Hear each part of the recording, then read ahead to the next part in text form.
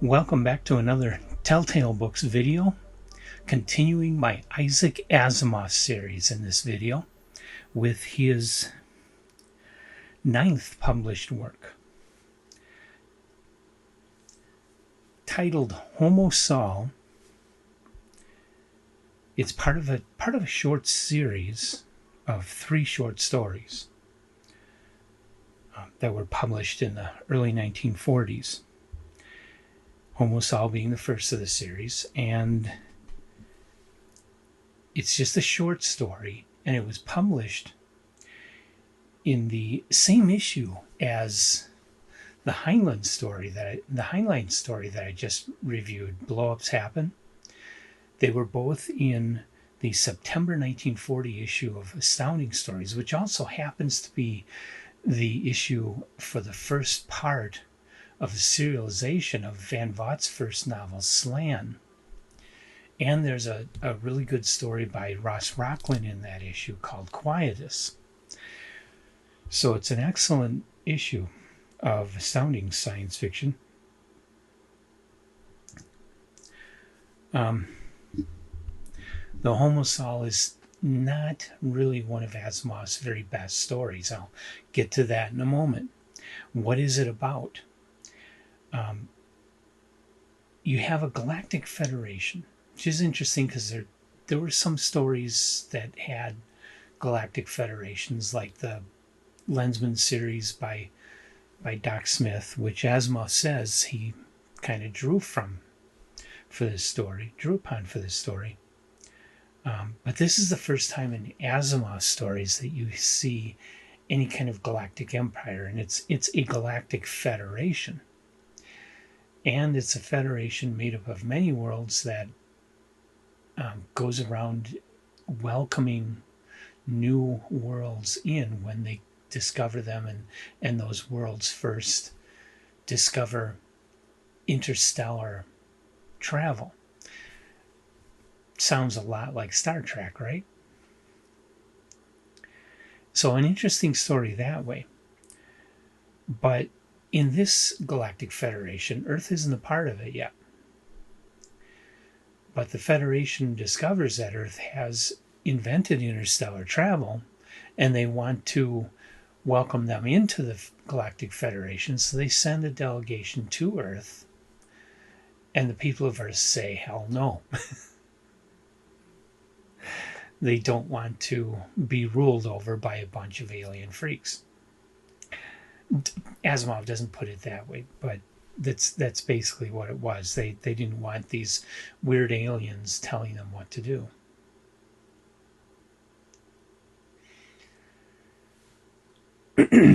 I'll stop the synopsis at that because I don't want to spoil the rest of the story for you.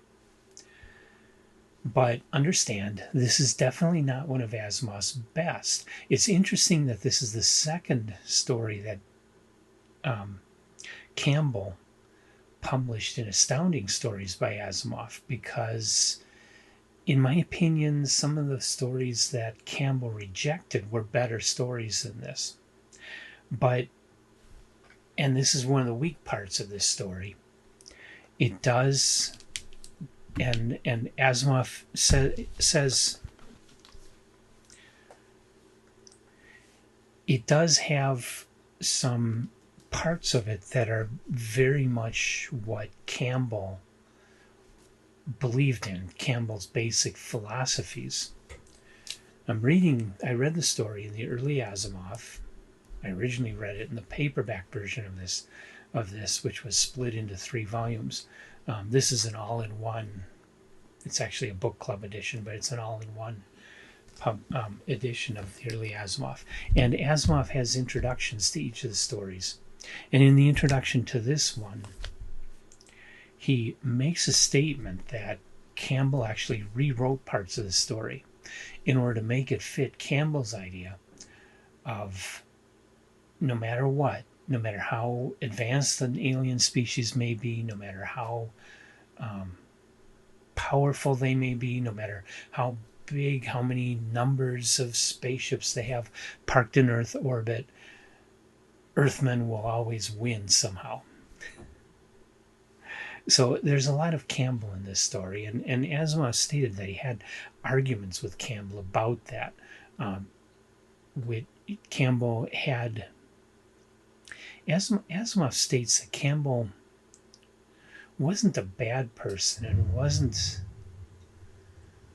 like openly wasn't really openly racist, but he was more conservative, and he was very much like lots of people were, that of this mindset that white America would always win and always be on top. That comes from a period where the United States of America pretty much was the world power and was pretty much run by white men.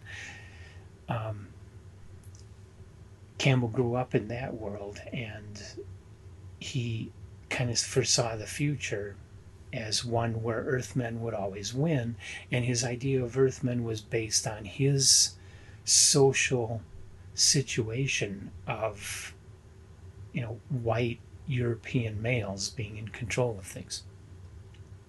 But other than that, Asimov says Campbell was a really good guy, a really kind person, and he wasn't somebody out there burning crosses, but he was the product of his age. A whole society that had a mindset like that.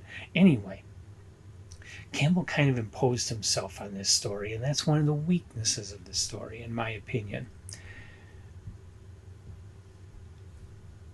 Because, well, I think if there are alien races out there that have already developed the technology to have a galactic federation, travel between planets, and they've set up a whole civilization based on trade between different star systems, I really, really, really doubt that we would have the technology, just having invented interstellar spaceships, that we would have the technology to defeat those aliens. They would definitely be far away in advance of us. That's just being realistic. So that Campbell attitude in the story is very unrealistic. The other things that make it weak is, well, frankly, the characterization. Asimov Asimov did good characterization in some of his stories, but this isn't one of them. In this story, the characters come across, and this is another problem I see in some of Asimov's writing in the 1940s, is that no matter where he sets his story, it feels like 1940 Brooklyn.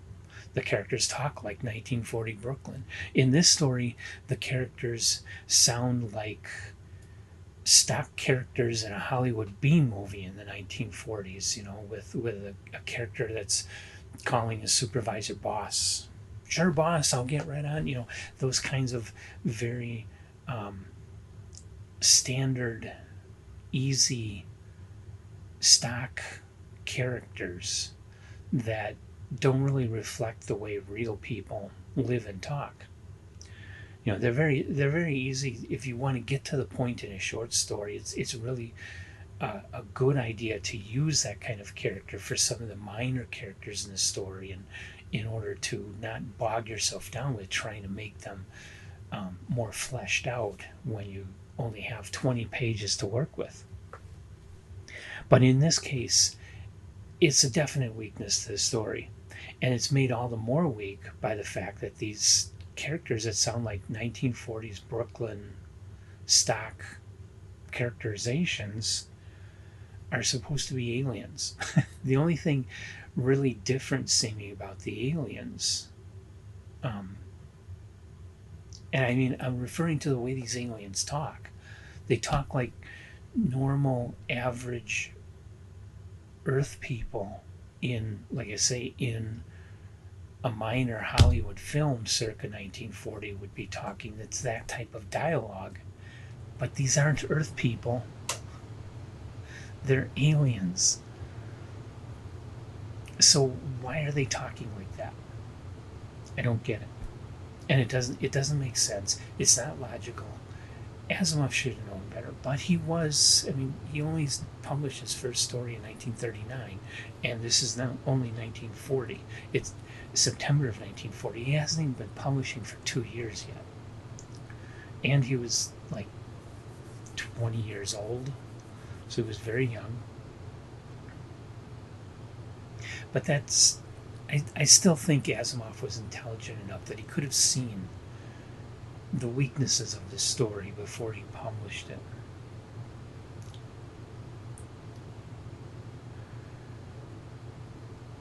So, the only people I would really recommend this story to is somebody who really wants to read everything Asimov wrote, or at least wants to get a taste of the beginnings of Asimov before he wrote any of the I, Robot stories, before he wrote any of the Foundation stories.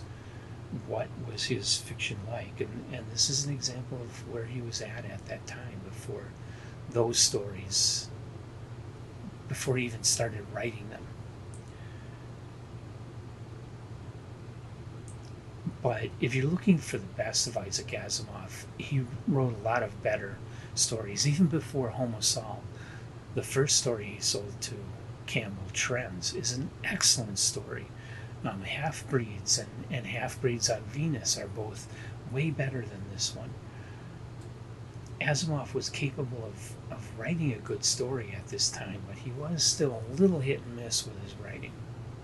And it's, like I say, the only reason Campbell accepted this is because he was able to change it to fit his personal philosophies and his Earthmen overall view of the future. Kind of funny considering he wrote Who Goes There. Anyway, I guess I'm saying most people should just steer clear of this story unless you're really, really, really into Asimov. And with that, I hope you'll come back for the next story. We will start getting into the robot stories with one that's not, it's a robot story, but it's not really part of the U.S. Robots and Mechanical Men storyline that was kind of holding them together. And it's called Strange Playfellow, and that also was published in September of 1940. And that'll be number 9. Homo Solid's number 8, sorry. Strange Playfellow will be number 9 in Isaac Asimov's bibliography. And I hope you'll join me for that. I hope you'll like this video, subscribe to the channel, and come on back for more Asimov and all the other authors that I'm exploring.